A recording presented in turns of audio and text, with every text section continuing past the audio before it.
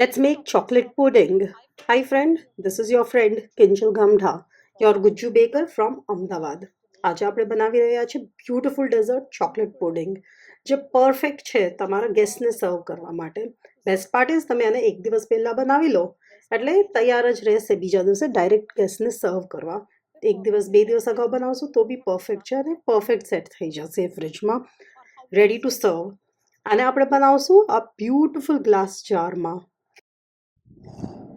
તો ચલો હવે ઇન્ગ્રીડિયન્ટ્સ જોઈ લઈએ. ચોકલેટ પુડિંગ બનાવવા માટે જલ્દીથી સ્ક્રીનશોટ લઈ લો તો તમે પાછળથી યુઝ કરી શકો. Let's start. હવે આ મિક્સર ગ્રાઇન્ડર જારમાં આપણે લીધા છે કેક ક્રમ્સ, કોર્નસ્ટાર્ચ જે આપણે મિલ્કમાં મિક્સ કરી છે ચમચીથી હલાવીને, 1 ટેબલ સ્પૂન કોફી પાવડર,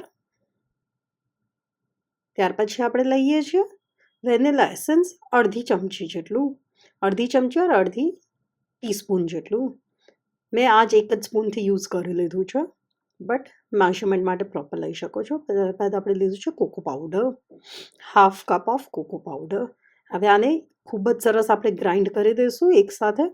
હવે આ આપણું પુડિંગનું મિક્સચર રેડી થઈ ગયું છે, જે આપણે દૂધમાં એડ કરશું અને એકદમ સરસ પુડિંગ બની જશે. હવે એક નોનસ્ટિક પેનમાં આપણે 1 લીટર જેટલું દૂધ લઈશું, જેને ફૂલ ફેટ ક્રીમ છે, જે મેં ફ્રિજનું જ દૂધ યુઝ કર્યું હતું અને ફૂલ ફેટ ક્રીમ એની જે ઉપરની હોય લઈ લીધી હતી. સાથે આપણે અમૂલનું ફ્રેશ ક્રીમ યુઝ કરશું 200 ml, જેને મેં ઉપર ઢાંકણથી નહીં બટ નીચેથી ખોલ્યું છે. ઉપર ઢાંકણથી ખોલવાથી બહુ જ ક્રીમ વેસ્ટ થાય છે. નીચેથી ખોલશું તો બધું ક્રીમ પ્રોપર યુટિલાઇઝ થશે. હવે આપણે મીડિયમ આંચ પર દૂધને ઉફાણો આવે ત્યાં સુધી બોઇલ કરવાનું છે. So we have to wait till our milk starts boiling. તમે જોઈ શકો છો મારું દૂધ બોઇલ થવાનું સ્ટાર્ટ થઈ ગયું છે, ઉફાણો એકદમ સરસ આવી ગયો છે. હવે આ સ્ટેજ ઉપર આપણે એડ કરશું હાફ કપ ઓફ શુગર અને હલાવશું. પ્રોપર હલાવ્યા પછી આપણે આમાં એડ કરશું આપણું જે મિક્સચર, પુડિંગ મિક્સચર જે આપણે મિક્સચર ગ્રાઇન્ડરમાં એડ કર્યું હતું, મિક્સ કર્યું હતું. અને મિક્સ કર્યા પછી ખૂબ જ સરસ રીતના હલાવવાનું છે. આ જે કેક ક્રમ્સ દેખાય છે એ આ બધા મિક્સ થઈ જશે, બ્લેન્ડ થઈ જશે દૂધ સાથે. બ્લેન્ડ મિક્સ કર્યા પછી 1 કપ જેટલું મેલ્ટેડ ચોકલેટ નાખવાની છે. તમે ચોકલેટ ચોપ કરીને, ચોકલેટ સ્લેબ જે 500 ગ્રામના આવે છે એ ડાયરેક્ટ ચોપ કરીને 1 કે 1.5 કપ જેટલું બી ડાયરેક્ટ એડ કરી શકો છો. સારી જ લાગે છે ખૂબ ચોકલેટ, અને ચોકલેટ જ ટેસ્ટ એડ કરશે એડિશનલ. ત્યારબાદ અડધી વાટકી દૂધમાં આપણે ચાઇના ગ્રાસ મિક્સ કરશું. ચાઇના ગ્રાસ મેં બ્લુબર્ડ કંપનીનું લીધું છે, જે તમને કોઈ બી ગ્રોસરી માર્ટમાં મોસ્ટલી મળી જાય છે, નહીંતર એમેઝોનમાં બી ઇઝીલી મળી જશે. ચાઇના ગ્રાસ એક ટાઈપનું વેજીટેરિયન જિલેટિન છે. જે લોકો નોનવેજ નથી ખાતા એના માટે, જે એગ્સને એ બી યુઝ નથી કરતા, આપણે એના માટે એગ્સની જગ્યાએ પુડિંગ બનાવવા માટે આપણું સબસ્ટિટ્યૂટ છે ચાઇના ગ્રાસ, જે આપણા પુડિંગને એકદમ સરસ સેટ કરી દેશે. જે આપણી ટ્રેડિશનલ પુડિંગની રેસિપી આવે છે એમાં એગ્સ આવે છે, આપણે એગલેસ રેસિપી જ બનાવવાના છીએ. એના ચાઇના ગ્રાસની જગ્યાએ બીજા ઓપ્શન્સ બી માર્કેટમાં અવેલેબલ છે, જેમ કે અગર અગર એન્ડ વેજ જિલેટિન. ચાઇના ગ્રાસને આપણે મિલ્કમાં સરખી રીતના મિક્સ કરીને પુડિંગમાં એડ કરી દીધું છે.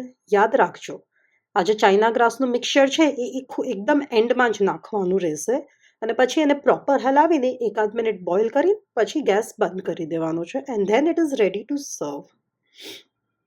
સો એને આપણે આ રીતના સર્વ કરશું.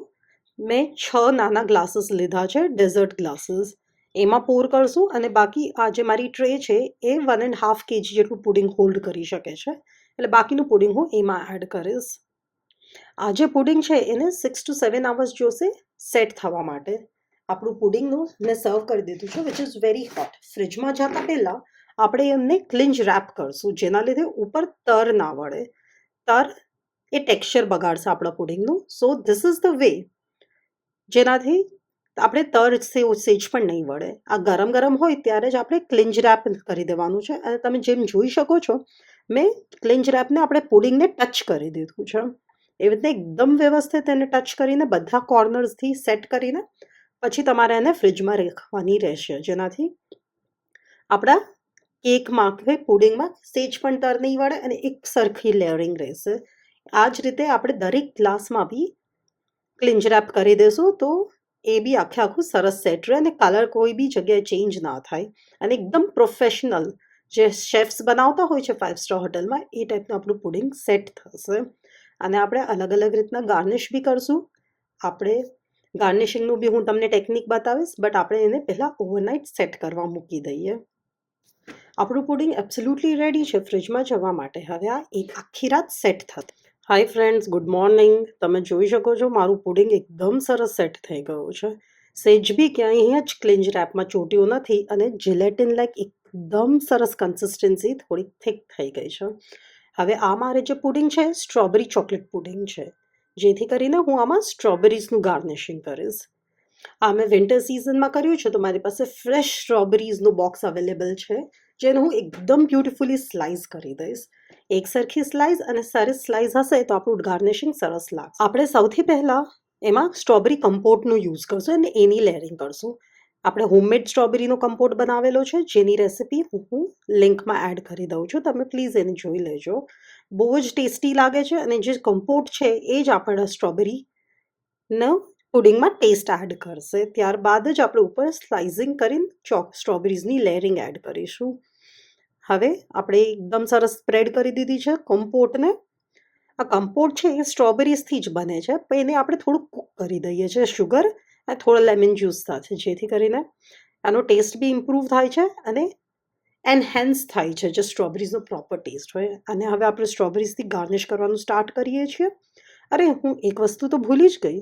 આમાં આપણે સ્ટ્રોબેરીઝમાં ન્યુટ્રલ જેલ એડ કરવાનું રહેશે. આ ન્યુટ્રલ જેલ છે એ બેસિકલી તમને કેકની ગમે તે શોપ હોય એમાં મળી રહેશે. આ ન્યુટ્રલ જેલ છે એ આપણા સ્ટ્રોબેરીઝને ગ્લેઝિંગ આપશે, શાઇન આપશે. તમે જોઈ શકો છો આપણી સ્ટ્રોબેરીઝ કેવી ચમકે છે. એ ન તો કરે ખાલી શાઇન આપે છે, બટ આપણી સ્ટ્રોબેરીઝને ડિહાઇડ્રેટ થવાથી બી બચાવે છે. દેટ મીન્સ કે સપોઝ થોડો ટાઈમ પડ્યું રહી સ્ટ્રોબેરીઝ તો પછી એ ડ્રાય નહીં થાય, સુકાશે નહીં અને આવીને આવી શાઇન કરશે. તમે કદાચ ઓવરનાઇટ બી ડેકોરેટ કરીને રાખશો, નેક્સ્ટ ડે મોર્નિંગ જોશો તો પાણી નહીં છોડ્યું હોય અને આવીને આવી શાઇની ને ફ્રેશ સ્ટ્રોબેરીઝ દેખાશે. આ પુડિંગ ખૂબ જ ઓછી શુગરથી બનાવે છે, વેરી લેસ શુગર. આ શુગરને તમે શુગર ફ્રીથી સબસ્ટિટ્યુટ કરજો એન્ડ તમને ડાયાબિટીસ ફ્રેન્ડલી ડેઝર્ટ મળી જશે, પરફેક્ટ ફોર યોર કિડ્સ. આપણું ડેઝર્ટ કેટલું બ્યુટીફુલ લાગે છે.